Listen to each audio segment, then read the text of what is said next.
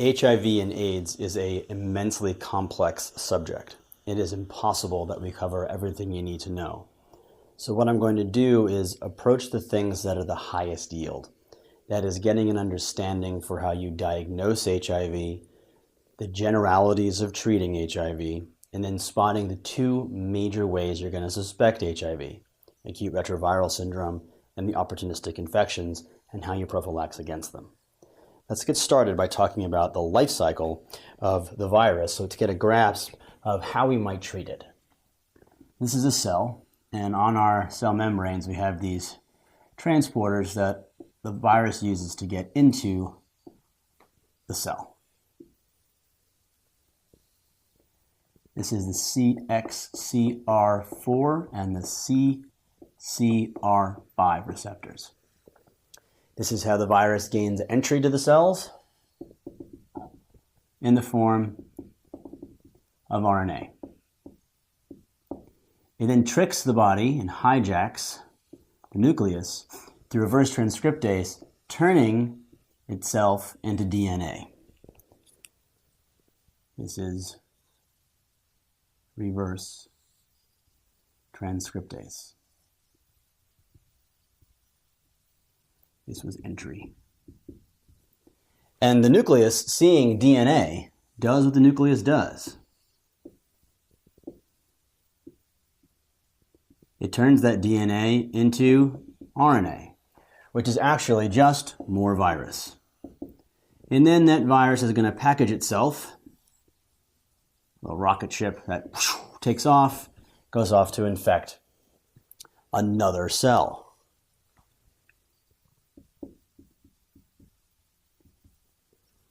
So you can see then that there's different steps along the way that might be targets for preventing viral replication. And this is the backbone of what we do when we try to give people antiretrovirals. We target these different areas. And the main treatment for HIV is antiretrovirals. And we know this pretty well. Empirically speaking, antiretrovirals for someone who's infected with HIV goes under the mnemonic 2+1. And we know that 2+1 works better than 1, then better than 2, better than 2 + 2, or 2 + 3.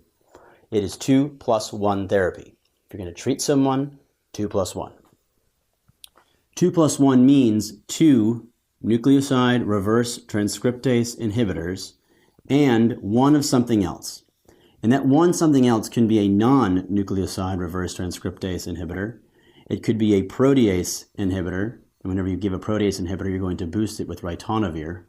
Ritonavir is a protease inhibitor, but at low dose improves the efficacy of other protease inhibitors, but does not increase toxicity. Entry inhibitors and fusion inhibitors. Now, we didn't really talk about fusion, but here you can see entry, reverse transcriptase, and protease. Thus why these are the different types of retrovirals that we use. 2+1 is the mnemonic. But it's not always 2+1. There's going to be some exceptions. If you don't remember the exceptions, pick 2+1, you'll be okay. There is a thing called PrEP, pre-exposure prophylaxis. And in PrEP, you need only 2. Emtricitabine and tenofovir. These are 2 nucleoside reverse transcriptase inhibitors, and is the backbone for a lot of the regimens you're going to use. For post-exposure prophylaxis, PEP, it's still emtricitabine and tenofovir.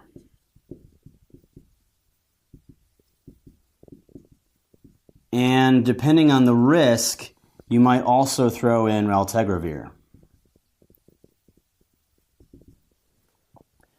Notice that it's emtricitabine and tenofovir for pre-exposure and post-exposure prophylaxis, emtricitabine and tenofovir being the 2 of the nucleoside reverse transcriptase inhibitors.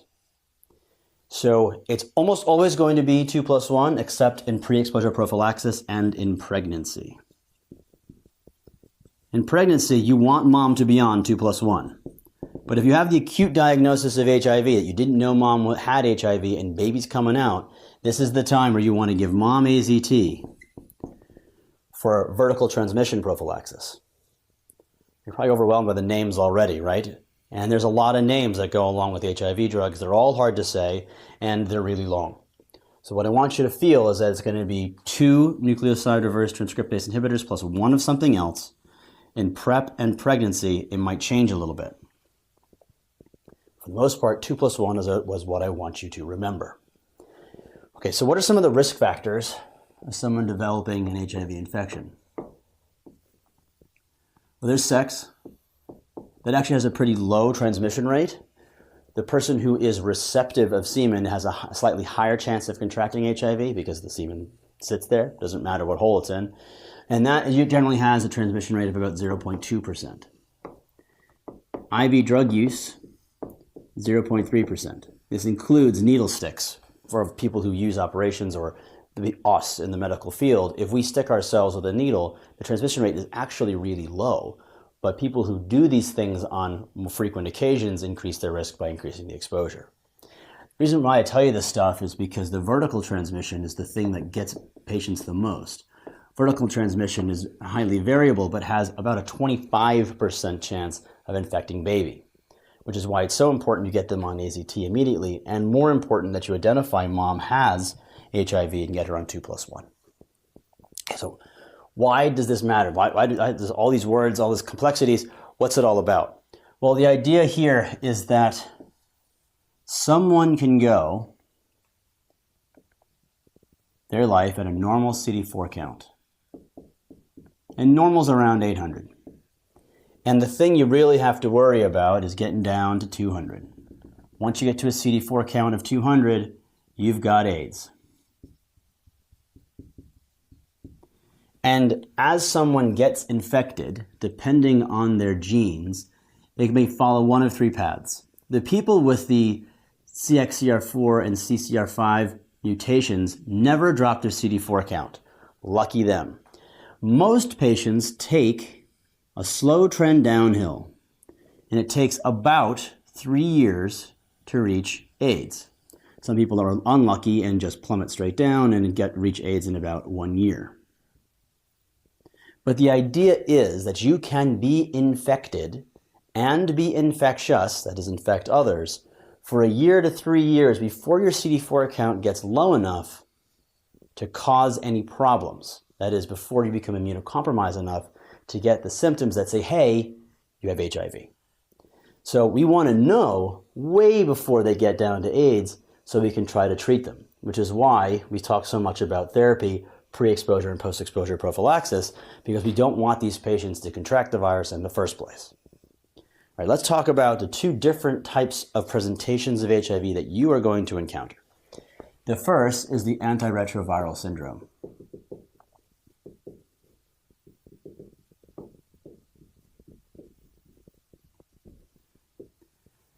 The pathology of this is going to be an acute HIV infection. This is not immunocompromised. The patient is going to have the flu. That is, they'll have myalgias, arthralgias, and lymphadenopathy. They'll be febrile. They'll look like they've got flu, but they're flu negative. And because you're being thorough, probably going to be mononegative too.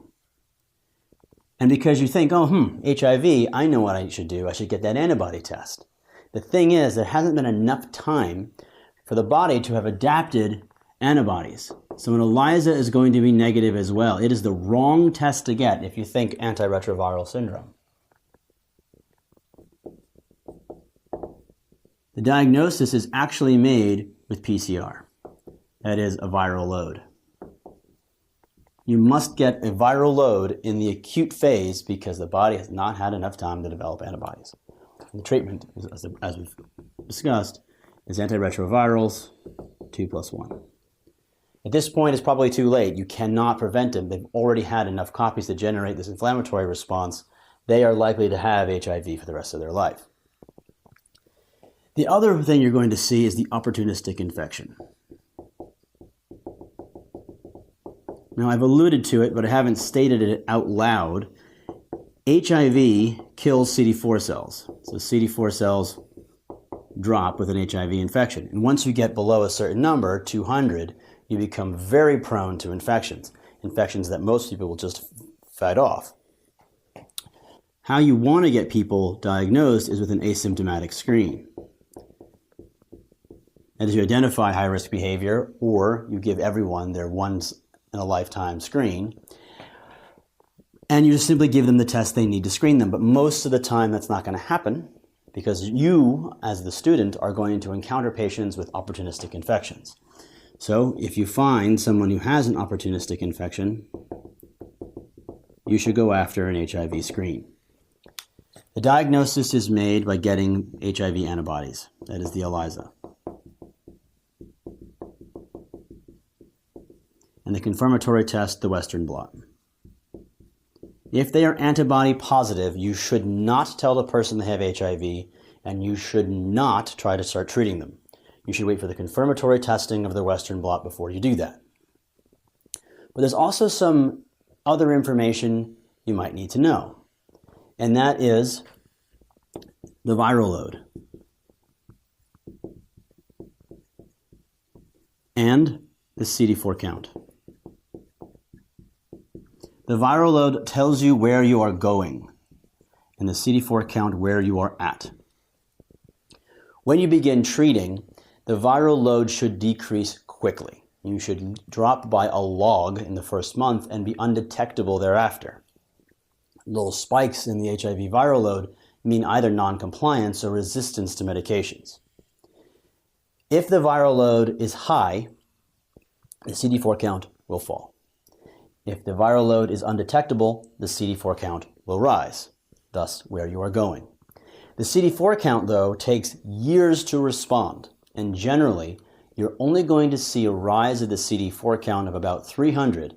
From wherever they started, they get up to 300, no matter how compliant they are.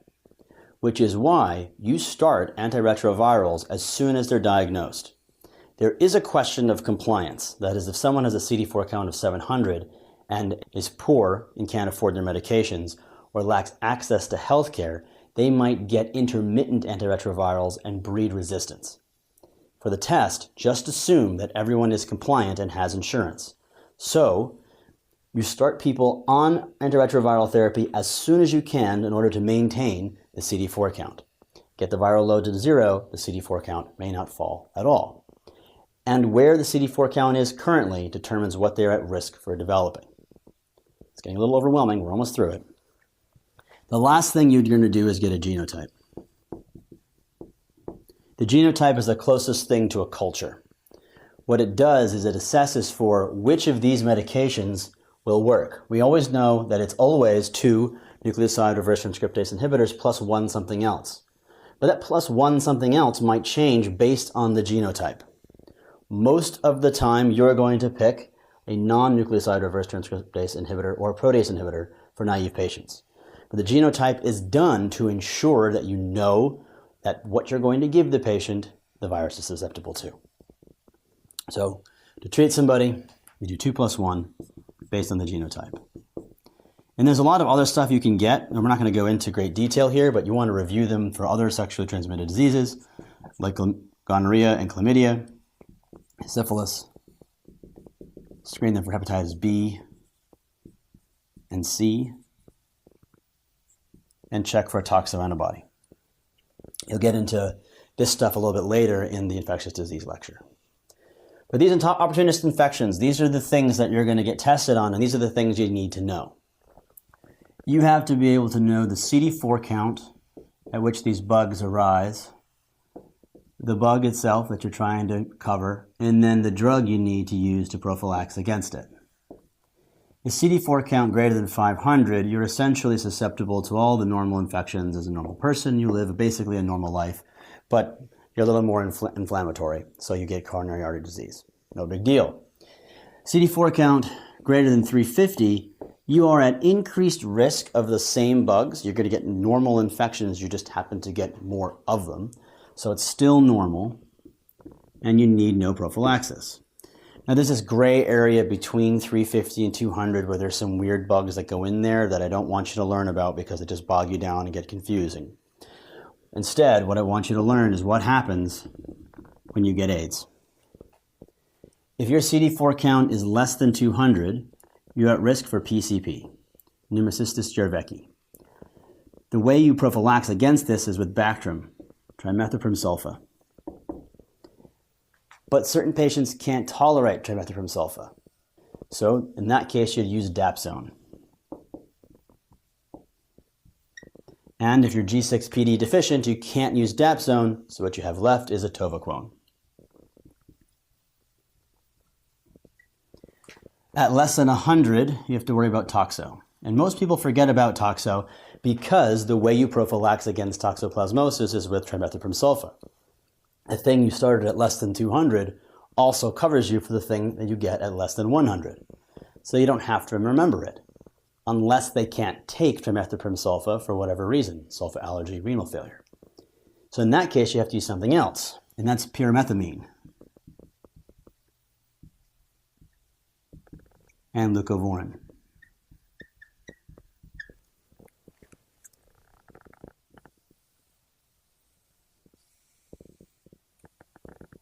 And finally, the last thing you have to worry about is when your CD4 count is less than 50, you're at risk for MAC, and that can be prophylaxed against with azithromycin weekly. Okay, we covered a lot of stuff, but mainly what I want you to see is that it is the HIV antibodies and the Western blot in the person who has long-standing HIV, the asymptomatic screen, or the person who found an opportunistic infection in. And then it is the HIV viral load and CD4 count which sort of drive the show.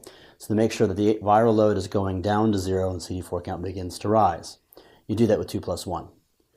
Alternatively, you have the antiretroviral syndrome, which looks like the flu, but it's not the flu. Do not order the ELISA, order the HIV viral load. And 2+1 comes down to a nucleoside reverse transcriptase inhibitor, emtricitabine and tenofovir are the ones you're going to start seeing the most, and one of any of these based on the genotype. That's HIV.